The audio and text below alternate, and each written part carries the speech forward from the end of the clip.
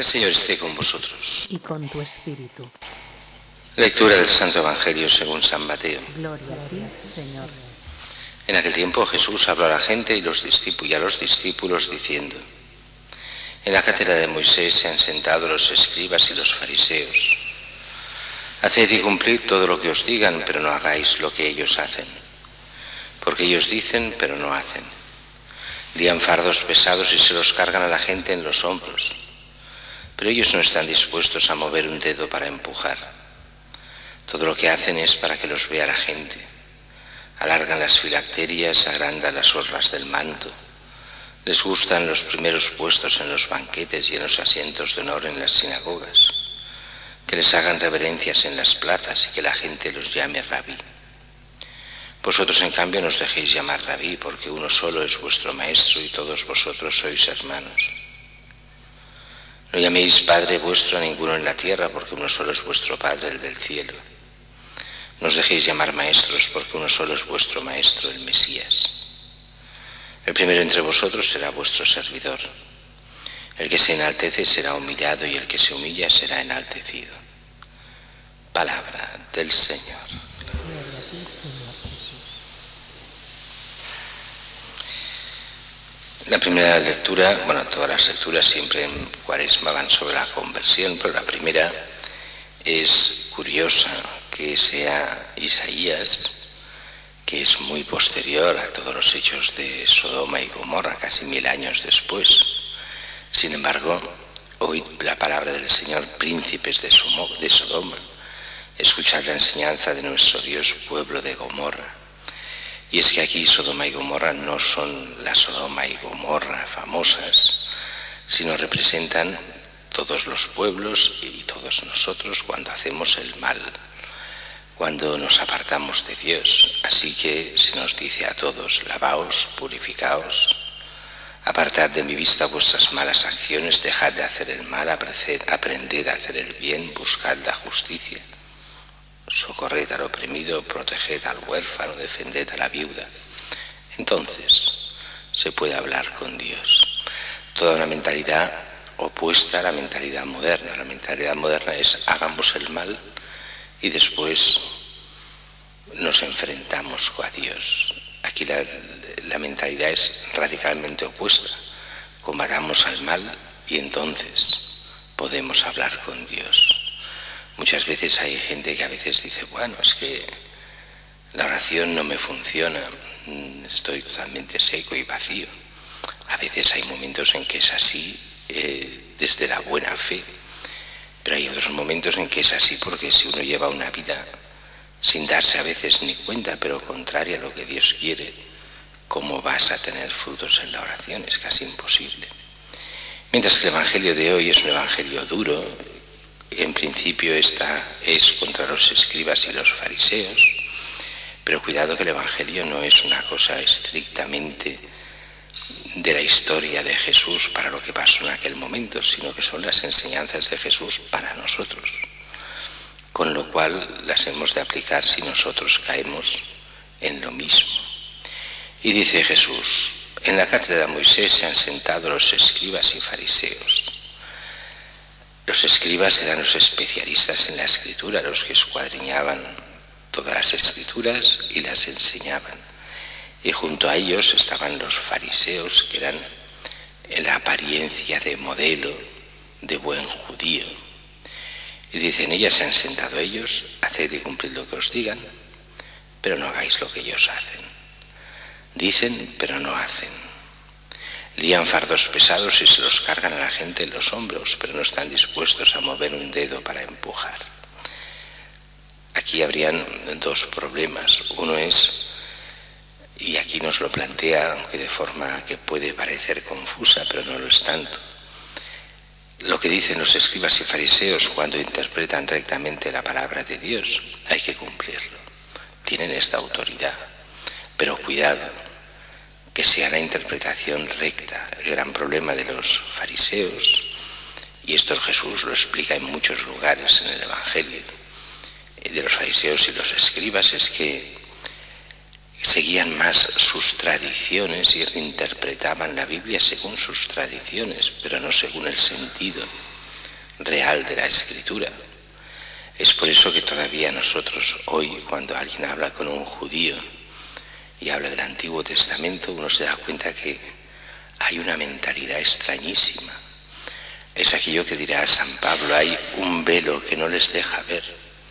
No les deja ver a Cristo, que ya está anunciado en las Escrituras, pero no les deja ver muchísimas cosas porque no interpretan la Escritura. Para ellos es tanto o más importante, más que la Escritura, sus tradiciones. Y así, en nombre de la tradición, muchas veces anulan la misma Escritura. Jesús los criticará muchísimo por eso. Por eso que muchas veces imponen cosas que son puramente tradiciones humanas, que no vienen de la verdad. Y por eso lían estos fardos pesados que ellos ni mueven. Después nos hablará de esta hipocresía que era muy común, no en todos los fariseos ni en todos los escribas, pero sí que era muy común en escribas y fariseos, hacer las cosas para que les vean y así alargar las filacterias, agrandar las orlas del manto. No es que no se puedan llevar las orlas, nosotros no llevamos ninguna orla en el manto, pero Jesús llevaba la orla en el manto. Era obligación, lo ponía en el Antiguo Testamento, el manto. En los rabinos llevaban esta borla, estas filacterias, que eran estos trozos de escritura que iban en una cajita y que se ligaban al brazo, o a veces lo ligaban a la misma cabeza y lo llevaban puesto.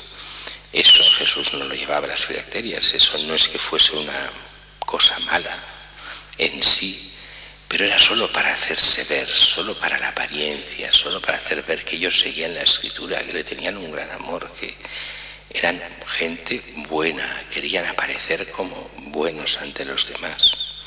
Les gustan los primeros puestos en los banquetes, los asientos de honor en las sinagogas, que les hagan reverencias, que la gente los llame rabí, o sea, maestro. Toda la apariencia. Y eso es lo que Jesús critica. No tanto el hecho de que existan los rabiosos, ni mucho menos. Y aquí viene esta forma de hacer de Jesús, de ponerse al otro extremo, y entonces para hacernos pensar.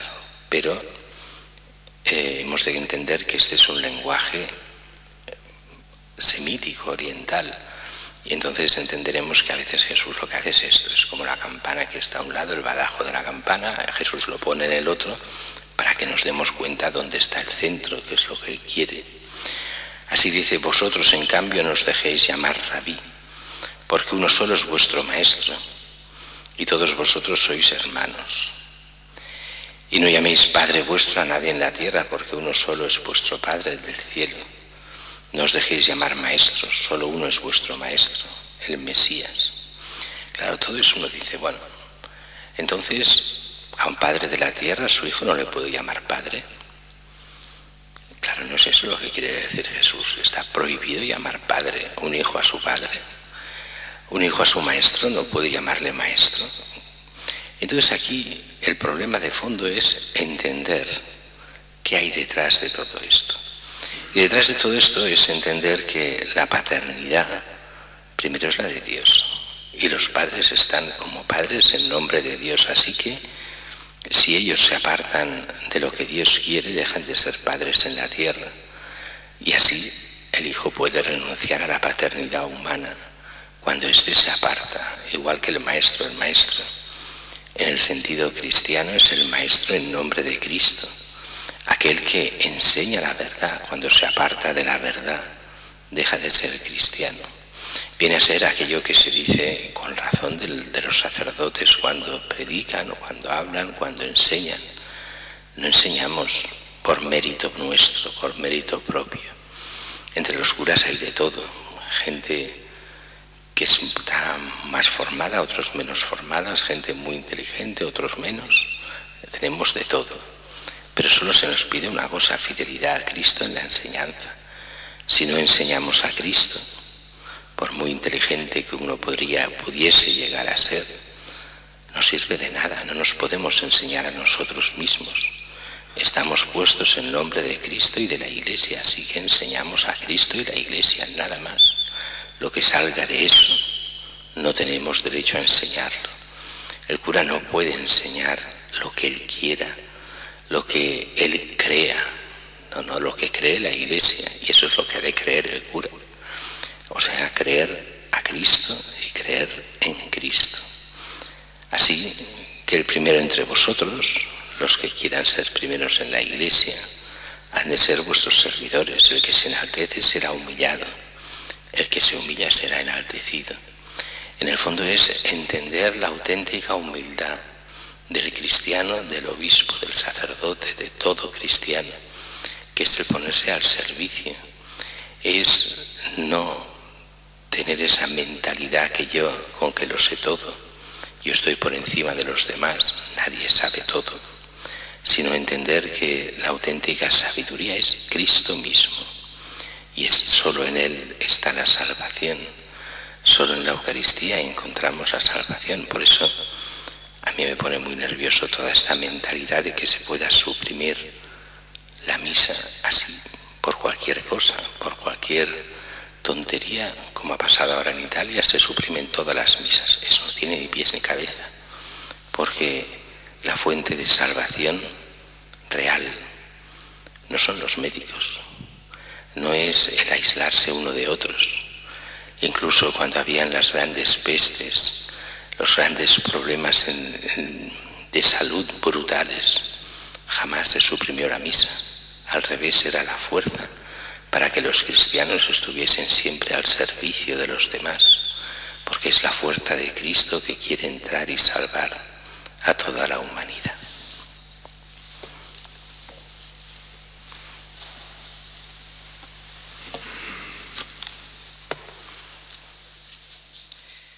Oremos a Dios.